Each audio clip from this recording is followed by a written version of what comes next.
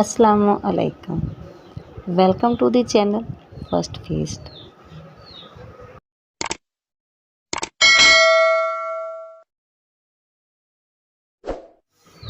उम्मीद है इस तरह की कढ़ाई आपने पहले कभी नहीं बनाई होगी, ज़रूर ट्राई कीजिएगा। दही में थोड़ा सा दूध शामिल करके अच्छे से फेंट लेंगे। सुरख मिर्च पाउडर जाएगा इसके अंदर, कुटी हुई सुरख मिर्च जाएगी, अदरक पाउडर, नमक,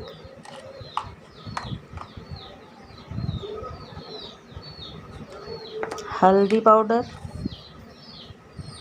धनिया पाउडर शामिल करेंगे, थोड़ा सा धनिया पिसा हुआ, थोड़ा गरम मसाला जाएगा इसके अंदर। दही ज़्यादा खट्टा था तो मैंने थोड़ा सा उसमें दूध शामिल करके उसे अच्छे से फेंट लिया था।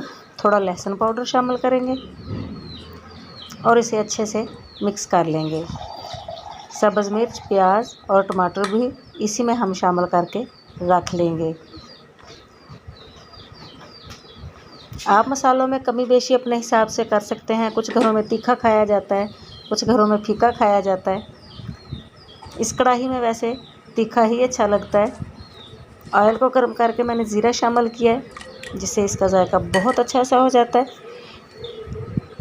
और इसमें चिकन शामिल करके थोड़ा इसको हम भून लेंगे। कच्ची कढ़ाई है तो थोड़ा देर से गर्म होती है, ज़्यादा हमने इसको नहीं भूनना। थोड़ा सा भून के तो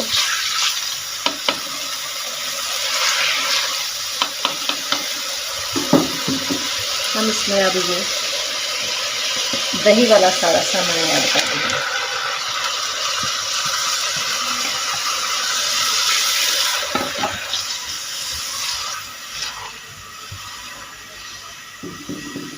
अच्छे से मिक्स करके इसको तो तकरीबन 20 से 25 मिनट के लिए बहुत हल्की आंच पे मैं इसे पकने के लिए रख रही हूँ। 20 से 25 मिनट कम से कम हम इसको अब हल्की आंच पे पकने देंगे।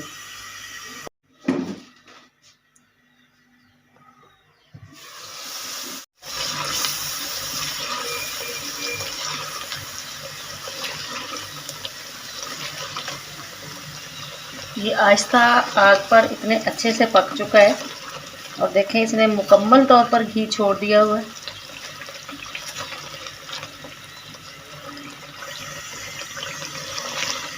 वैसे भी ये तैयार है, लेकिन हम इसे थोड़ा सा भून लेते हैं ताकि मसाले अच्छे से जज़्ब हो जाए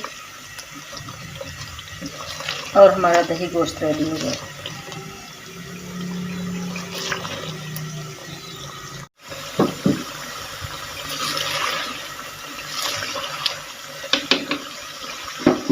दही गोश्त अच्छे से तैयार है। आग को हम बंद कर देंगे। कच्ची हांडी में वैसे भी थोड़ी देर तक ये पकता ही रहता होता है।